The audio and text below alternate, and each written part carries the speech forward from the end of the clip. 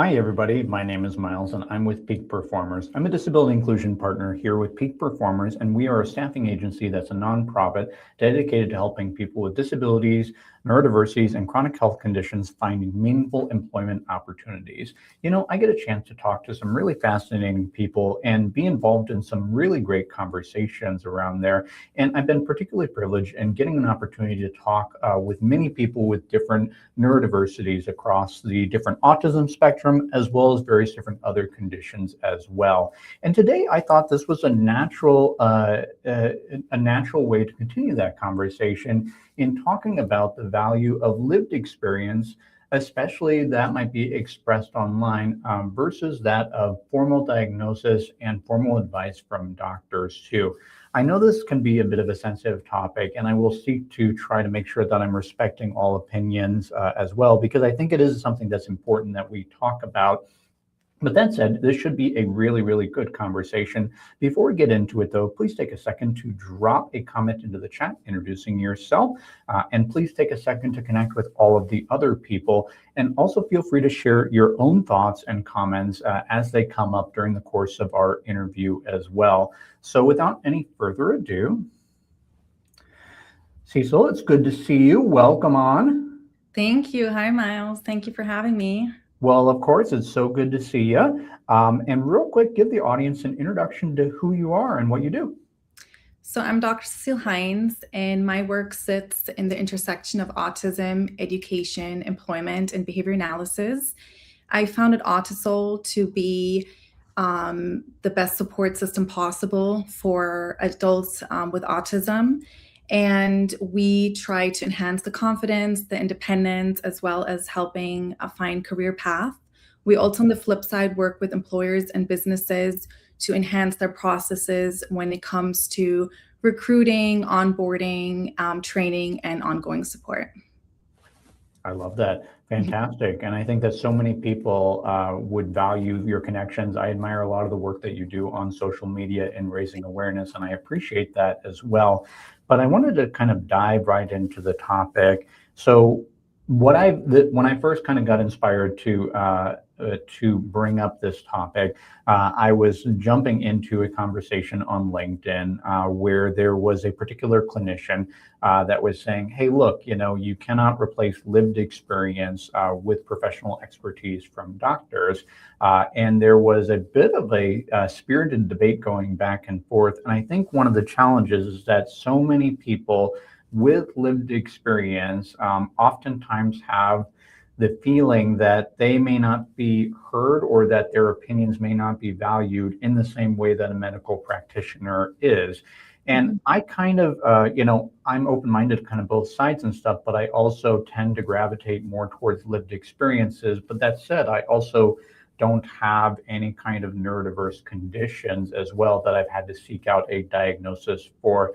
So can you provide a little bit more perspective from your standpoint as a doctor about the value of lived experience and seeing people who have various different neurodiverse conditions? Yes, of course. So I just want to clarify though that I'm not able in a position to diagnose anybody. And so I do believe it goes hand in hand. Lived experiences versus evidence-based practices. Ideally, they should always be merged and intertwined in some capacity. When it comes to lived experience, especially like on social media, which is such a big platform and an outreach to the entire world, major gaps in traditional systems have been discovered. And oftentimes with medical professionals, it's more textbook. And so now with the awareness given, there's so much related to late adult diagnosis when it comes to masking, sensory overload. And so one cannot diminish the other. In some aspects, how I see it is that lived experiences are very vital voices, and for us to always show a lot of compassion and empathy. And when it comes to clinicians, it's keeping in mind that we are working with individuals, that their lives are modified or changed in some aspects. and take in consideration the families and the caretakers as well. Now, I want to kind of back up a couple of steps. So, you expressed to me before we started how you initially kind of got really excited for this space, particularly working with children with autism. And I Mhm. feel like that's where many people are going to be exposed to the most. Areas of trying to figure out your identity and trying to figure out why your brain might work differently than the norm as well too. And Right. that's a lot to go through. Like teenage adolescence is enough. That's there's already a lot going on right there. And then by the time that you start factoring in neurodiversity on top of that as well. So I guess what advice would you give to a young 13-year-old that maybe hasn't been diagnosed yet, but they suspect that they're different. They suspect that they're wired a little bit differently than the average bear or all of their other classmates out there. And how would they take all of the social media that they're consuming in with a grain of salt? So it's very understandable that we always want to be able to relate to someone else, and we all have our vulnerabilities. So it's just easier access, of course, to um, find someone on a social media platform that resonates with what we are feeling and what we're going through. That being said, sometimes what we consider as certain traits that we have or certain patterns that we see might not be autism. It might be a completely different diagnosis. It might be ADHD. It might be stress related, sleep deprivation. And so it's very important to still have an open mind and to kind of see social media as a platform as a first step to gather potential information and find a support system in some capacity, but yet it's still vital to seek out more evidence-based practices through assessments to really determine if that individual has autism or not. Hmm. So take it with a grain of salt, right? But Mhm. I also think it's important to acknowledge too that not everybody has the same equal access to Sure. healthcare, whether you are black or brown in the United States, or whether you come from a lower socioeconomic background, or whether there might be cultural barriers, even. I recently interviewed Warda, and they were sharing with me their intersectional identity, but they were also sharing how they were not diagnosed with autism until significantly later in life. And that was ultimately because um, they their family and their upbringing did not even acknowledge that autism was a thing too. So how would a young person be able to navigate that in reconciling their identity, and how would they even go about accessing care? Yes, it's a very good question. It's definitely very tricky. So you brought up a very good point about also cultural differences. Of course, access to it. Their long wait lists can be also very expensive.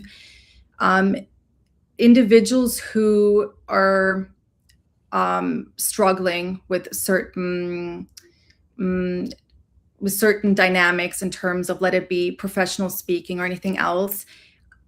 What is always good is when you reach out to people on social media or people that post things, content that resonate with one, and utilizing that as a way of how they handle those challenges, right? Without a diagnosis given. So it's just whatever works for you to overcome certain barriers and make yourself feel more comfortable to overcome, let it be because you mentioned a 13-year-old in more social settings in school. Not everything necessarily to make, I don't want to say make oneself feel better, but to overcome certain situations needs a diagnosis at first, right? So Mm. it's kind of making yourself not feel alone, making yourself realize that there are certain support systems out there and resources, and then hopefully eventually being able to get an evaluation and get more clarity in terms of if it is autism or something else. And you mentioned that you're not able to give diagnoses yourself, but could you Yeah. talk about maybe some of the power of finally receiving a diagnosis from some of the people that you have talked to and how that's impacted their life? For some, it has provided a lot of clarity and Mm. understanding. For others, and that again depends on cultural differences, it has actually caused confusion Mm. and some misinterpretation about it or misperception. And so it goes both ways. I mean, what I personally do is we provide assessments and interventions through behavior analysis. And when it comes to the lived experiences versus the more evidence-based practices, let's say, I've had clients come in to the clinic with obviously their support system of caregivers, just because they're on the younger side in this instance. And it then comes out to certain, of course, certain feelings coming out, certain experiences that they want to hear to be validated, what was validated prior on social media. And so that's a little bit where the challenge comes in, because the terminology is different language. And then, of course, having to follow these assessments and the protocols. So that's where ideally it would be great where, you know, the intertwining merging comes in, to be able to utilize certain language that our clients understand better, if that makes sense. And let's say that you are somebody who suspected you are one thing, and you've been following lots of social media. You see a lot of your identity within that group of people that you see online. You go in for a formal diagnosis, and all of a sudden it comes out, oh, no, I am not this way, or I am different than this group of people. You mentioned kind of that level of confusion that comes up. Like, what would be their next steps like, and what advice would you have for them for finding clarity and just a sense of resolution with their self and identity? Um, it's never just about a diagnosis, right? Like, we all have our traits and our patterns. And so it just comes down to accepting yourself for who you are and never seeing anything wrong with you just because you feel or think differently.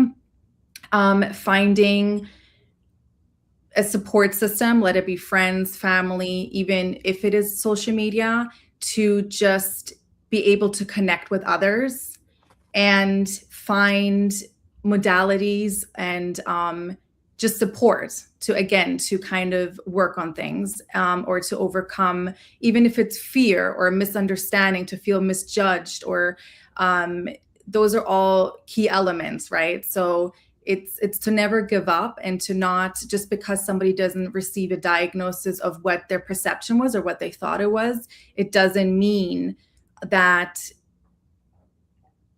they should not, or that they can't seek out for support or validation of what they're feeling and going through.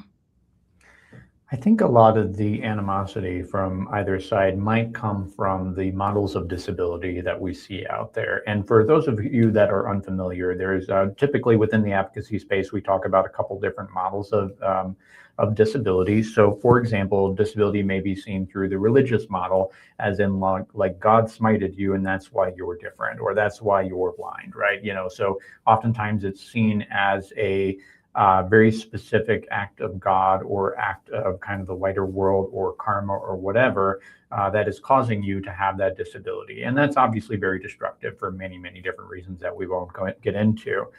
There also might be the charity model, where people with disabilities are a group of people to be pitied, as in, you know, you poor person with a disability. But then finally, we kind of get to the medical model of disability, where oftentimes we might be seeing disability strictly through the lens of there is something wrong with that person.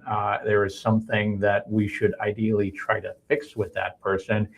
And I think that rubs so many people the wrong way, especially as they start seeing more people out there, and especially as more and more people come out as neurodiverse and they realize that they're not alone. So, what can we do to repair the relationships between the medical community and the lived experience community, who might feel slighted and told that their lived experience wasn't valid? Well, I don't think anybody should ever say that their lived experience was never valid. Yeah. I what I've learned for myself is to always lead by asking questions Mhm. versus by jumping right into what the outcome was of an assessment or an evaluation.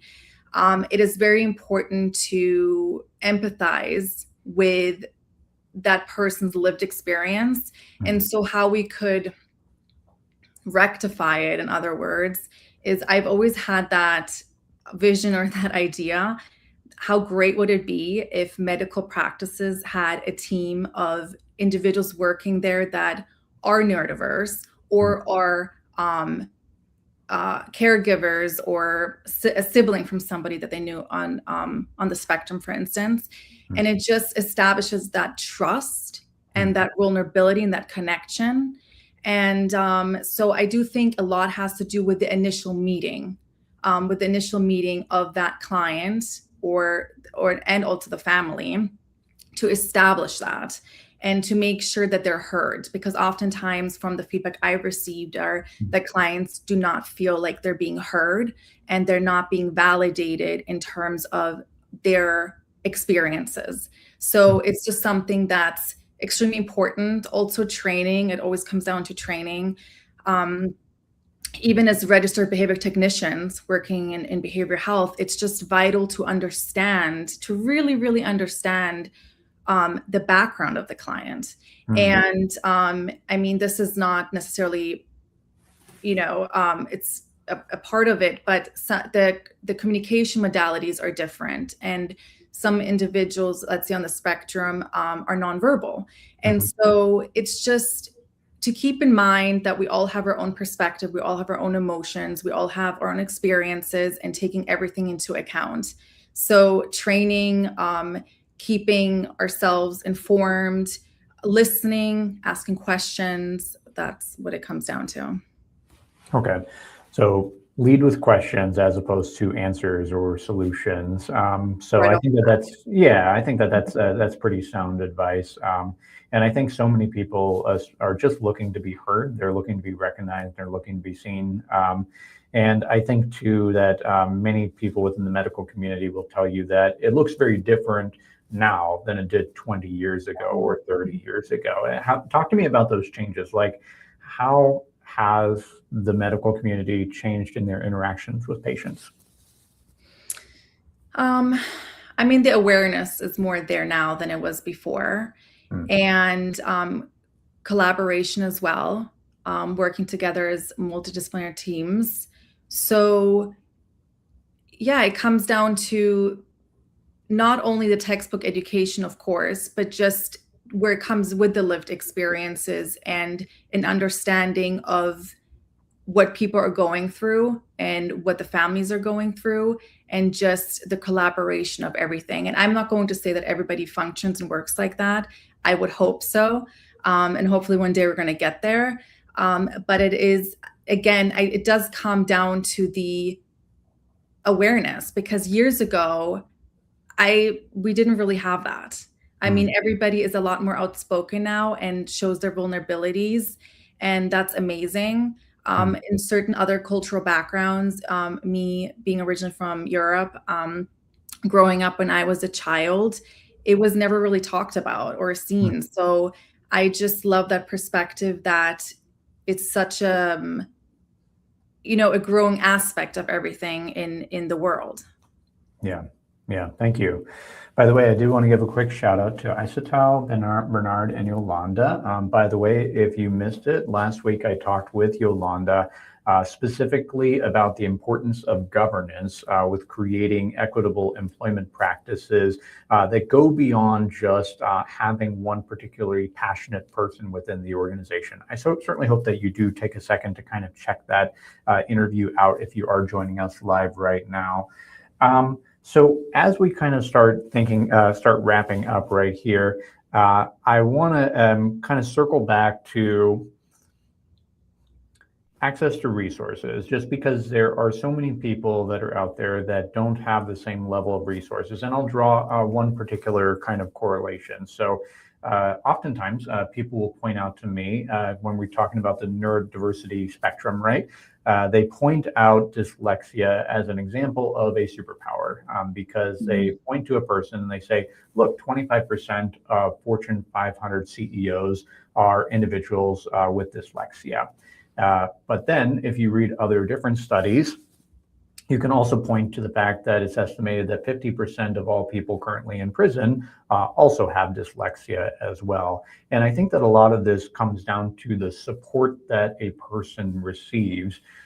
So how can we make sure that more people have support? Yes. So again, coming back to awareness, because the topic is also about social media in this context. For instance, the support starting off already in the school system. Like I'm very big on that, being proactive as an educator, as a teacher. Anybody who loves, obviously, all of the teachers love their students, is thinking ahead and creating a safe environment for everyone to feel supported, feel heard. And so it starts off there. Then, of course, the support in terms of creating awareness in family settings, because that's the home life. And there are many Facebook groups, for instance, support groups, where everybody should be able to be heard and receive support in any capacity. Then, of course, there are also services out there, right? But with that, I don't want to say there are limitations, but they're wait lists. It's a funding aspect of things. So to never give up and to definitely find your support, whatever speaks to you. We're all different. We all resonate with somebody else or whatever the context is. And yeah. Thank you. I appreciate that, Cecil. So I guess the last question that I have for you is really that around recruitment and modernization of the medical workforce. And I think that so often, again, that clash, that animosity might come from the fact that there are so many people that encounter barriers to the system as is that makes it so it's difficult to be in the seat where you are right now. And I think that it's important to acknowledge socioeconomic barriers. It's important to acknowledge racial barriers. It's important to just acknowledge that many times, like going through school as it is right now, if you are autistic or if you're a person with dyslexia, is just hard.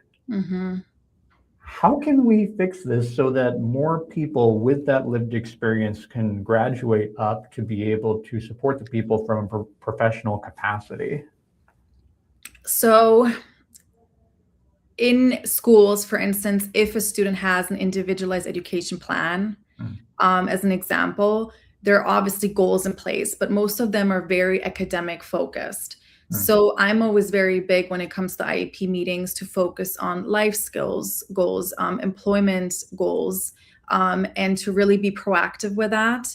So in relation to that, again, falls back to educators that sometimes lack trainings because the funding is not there, because, the school systems, it's just set up differently sometimes.